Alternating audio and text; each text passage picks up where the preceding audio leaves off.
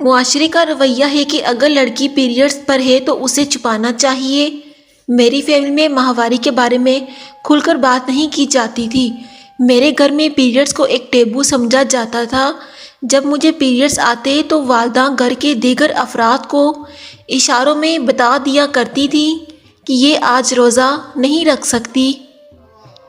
معاشرے کا رویہ یہ ہے کہ اگر لڑکی پیریڈز پر ہے تو اسے چھپانا چاہیے۔ اگر کسی جگہ صرف خواتین موجود ہیں اور ان میں سے کچھ کا پیریڈز کی وجہ سے روزہ نہیں ہے تو پھر بھی وہ کچھ کھا پی نہیں سکتی۔ ایسی صورتحال میں مجھے اکثر جھوٹ بولنا پڑتا تھا کہ میں روزے سے ہوں اور پھر گھر آ کر کھاتی تھی۔ اب میں یہ کرتی ہوں کہ بیگ میں کچھ کھانے کی چیزیں رکھ کر لے جاتی ہوں۔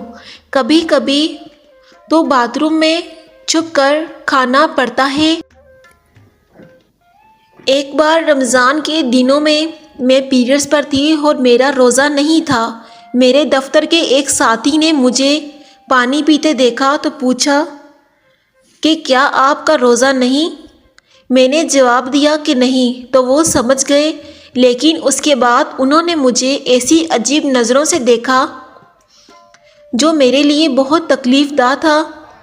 پیریڈز میں سحری اور افطاری کرنا ماہ رمضان کے دوران پیریڈز پر ہونے والی خواتین کے لیے ایک اور پریشانی سحری اور افطاری کے اہتمام کی ذمہ داری بھی ہے۔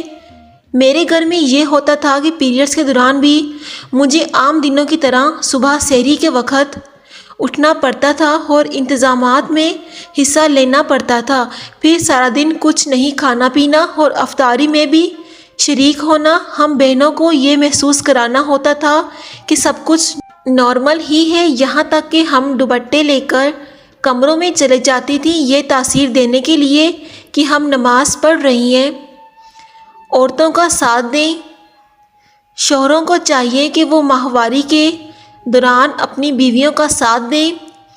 رمضان میں باہر سے کھانا آرڈر کیا جا سکتا ہے جیسا عام دنوں میں کیا جاتا ہے تاکہ ان کے شریک حیات کو کچن میں نہ جانا پڑے۔ اس کے علاوہ تعلیمی اداروں اور دفاتر کو بھی چاہیے کہ وہ ایسے انتظامات کریں کہ ماہواری سے گزرنے والی خواتین کسی مخصوص جگہ پر بیٹھ کر آرام کر سکیں اور کھا پی سکیں۔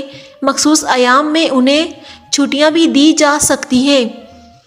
اگر گھر کے دیگر افراد خاص طور پر خواتین آپس میں ذمہ داریاں بانٹ لیں تو رمضان میں پیریڈز خواتین کے لیے کافی آسان بنائے جا سکتے ہیں۔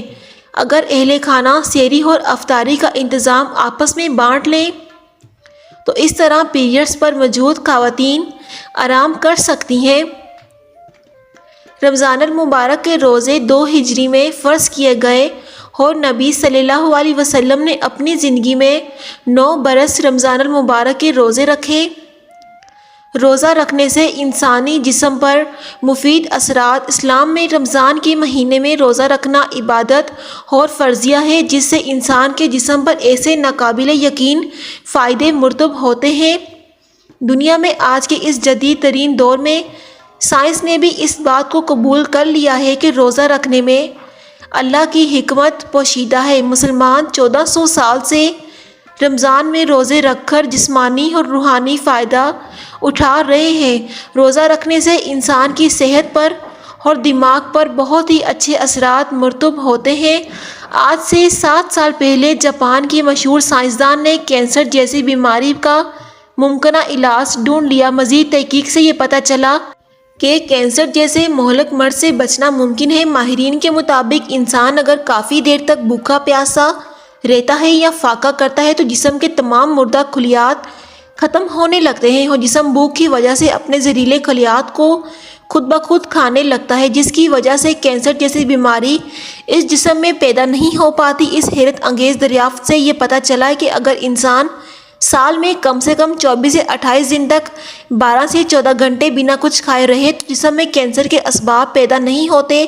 دماغ پر اثرات۔ امریکی ماہرین کے مطابق روزہ رکھنے سے انسان کے دماغ پر بھی مثبت اثرات مرتب ہوتے ہیں۔ تحقیق سے معلوم کیا گیا کہ ہر وقت انسانی پیٹ کا بھرا رہنا دماغ کے لیے انتہائی نقصان دہ ثابت ہوتا ہے۔ ہر وقت کھانے کی عادت انسان کے دماغ پر براہ راست اثر انداز کرتی ہے، لیکن اگر رمضان کے مہینے میں روزہ رکھا جائے تو فالج، الزائمر اور مرگی جیسی خطرناک بیماریوں سے بآسانی بچا جا سکتا ہے۔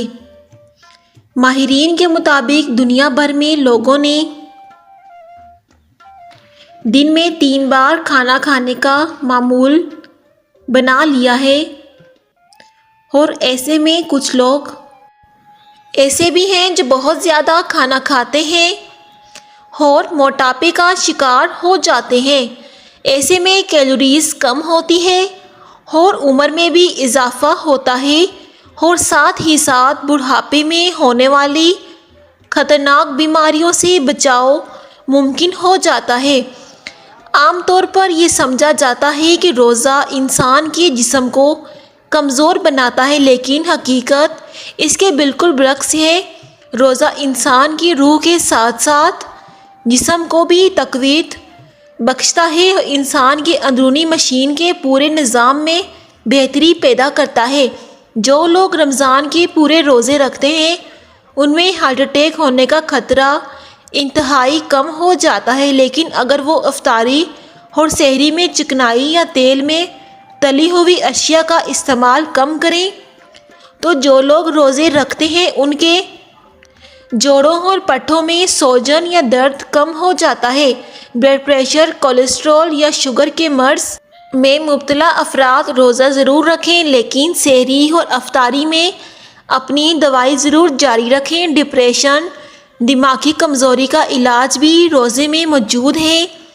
یہ تمام اور بہت سے مثبت اثرات اللہ نے آج سے کئی سو سال پہلے ہی مسلمانوں کے لیے روزے کی صورت میں فرض کر دیے تھے۔ مسلمانوں پر ویڈیو پسند آئے تو ایک لائک ضرور کر دیں۔